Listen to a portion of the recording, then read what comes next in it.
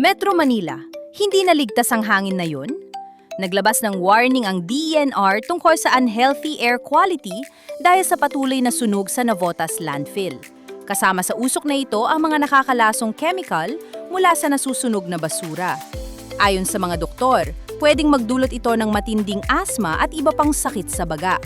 Kaya sobrang nag-aalala ang mga magulang para sa kalusugan ng kanilang mga anak. Ilang araw na itong pinipilit apulahin ng BFP, pero sobrang lawak na ng nasusunog. Tumaas na sa red warning level ang air quality index sa NCR. Kung walang importanteng pupuntahan, manatili na lang sa loob ng bahay. Ugaliing isara ang bintana at mag-air purifier kung meron. Paglalabas, siguraduhing naka-N95 mask, hindi lang ordinaryong surgical mask. Paano ba ito maiiwasan maulit para di malagay sa alanganin ang kalusugan ng marami? Sa tingin mo, sapat ba ang aksyon ng gobyerno tungkol dito?